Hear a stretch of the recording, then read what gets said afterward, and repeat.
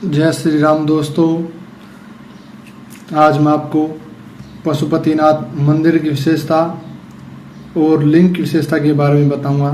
यदि आप चैनल पर नए हैं तो चैनल को लाइक करें, शेयर करें और सब्सक्राइब करें। महज भौतिक सुख सुविधा की ओर ध्यान न देकर आध्यात्मिक और मानव चेतना को समर्पित करते हुए किसी देश को बनाने की कल्पना पूरे विश्व में अनूठी है। ऐसा करने वाले देश शायद तिब्बत और नेपाल ही है। नेपाल भले ही छोटा हो, लेकिन आध्यात्मिक दृष्टि से यह खास महत्वपूर्ण है। हालांकि अस्थिरता के कारण यह देश अपने आध्यात्मिक खजाने को संभाल नहीं पाया और अब इस पर आधुनिकता की परत चढ़ गई है। नेपाल अध्यात्म की भूमि है और एक समय यह जगह पूरी तरह से जिंदगी के आध्यात्मिक पहलुओं से जुड़ी हुई थी। दुर्भाग्य से इस देश को राजनीतिक, आर्थिक, बेहद उठक पटक और पतन का दौर देखना पड़ा। इसी वजह से वे अपने यहाँ हुए इस अबुम्बात काम को कई सालों में हुआ है था सही तरह से सहज कर नहीं रख पाए। जो हम आज देख रहे हैं वो दरअसल बचे हुए अवशेष है, लेकिन जो कुछ भी है वह साधारण नहीं है। जैसे कि पशुपतिनाथ मंदिर। नेपाल के पशुपतिनाथ मंदिर को कुछ मायनों में तमाम मंदिरों में सबसे प्रमुख माना जाता है।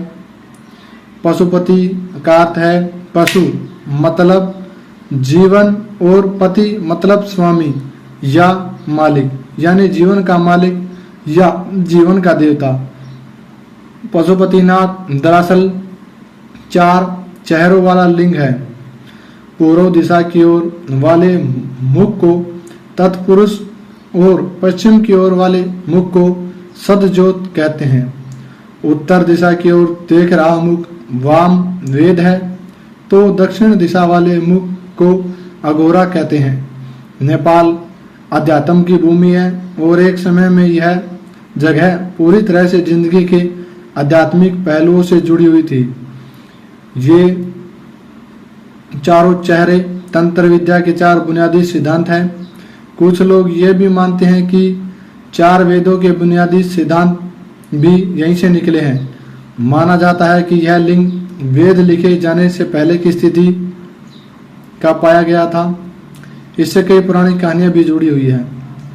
इनमें से एक कहानी इस तरह से है। कुरुक्षेत्र की लड़ाई के बाद अपने ही बंधुओं की हत्या करने की वजह से पांडव बेहद दुखी थे।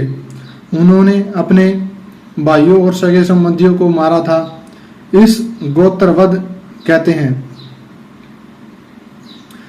उनको अपनी करने का पछतावा था और वे खुद को अपराधी महसूस कर रहे थे। खुद को इस दोष से मुक्त कराने के लिए वे शिव की खोज में निकल पड़े, लेकिन शिव चाहते थे कि जो जघन्य कांड उन्होंने किया है उससे उनको इतनी आसानी से मुक्ति दे दी जाए। इसलिए पांडवों को अपने पास देखकर उन्होंने एक बेल का रूप धारण कर लिया और वहां से भागने की कोशिश करने लगे। लेकिन पांडवों को उनके भेद का पता चल गया और वे उनका पीछा करके उनको पकड़ने की कोशिश में लग गए। इस भागा दौड़ी के दौरान शिव जमीन में लुप्त हो गए और जब वह पुनर्अवतरित हुए तो उनके शरीर के टुकड़े अलग अलग जगहों पर बिखर गए। नेपाल की पूरी भौगोलिक स्थिति को इस्तेमाल करते हुए एक तांत्रिक शरीर की रचना की, ताकि वह रहने वाले सभी लोग और हर एक प्राणी एक बेहद मकसद के साथ जिए। नेपाल के पशुपतिनाथ में उनका मस्तक गिरा था और तभी इस मंदिर को तमाम मंदिरों में सबसे खास माना जाता है। केदारनाथ में बेल का कुबड़ गिरा था। बेल के आगे की 2 टांगे तुंगनाथ में गिरी। यह जगह केदार के रास्ते में पड़ता है। बेल का नाभि वाला हिस्सा हिमालय के भारतीय इलाके में गिरा। इस जगह को मध्य माहेश्वर कहा जाता है। यह एक बहुत ही शक्तिशाली मणिपूर्वक लिंग है। बैल के सिंह जहाँ गिरे उस जगह को कल्पनाथ कहते हैं। इस तरह उनके शरीर के अलग अलग टुकड़े अलग अलग जगहों पर मिले। पशुपतिनाथ दो शरीरों के एक सिर की तरह है। उनके शरीर के टुकड़ों को इस तरह बिखरने का वर्णन कहीं न कहीं 7 चक्रों से जुड़ा हुआ है। इन मंदिरों को इंसानी शरीर की तरह बनाया गया था। यह एक महान प्रयोग था। इसमें तांत्रिक भावनाओं से भरपूर इंसान का एक बड़ा शरीर बनाने की कोशिश की गई थी। पशुपतिनाथ 2 शरीरों का सिर है। एक शरीर दक्षिण दिशा में हिमालय के भारतीय हिस्से की ओर है, दूसरा हिस्सा पश्चिम की ओर है, जहां पूरे नेपाल को ही एक शरीर का ढांचा देने की कोशिश की गई है। नेपाल को 5 चक्रों में बनाया गया था।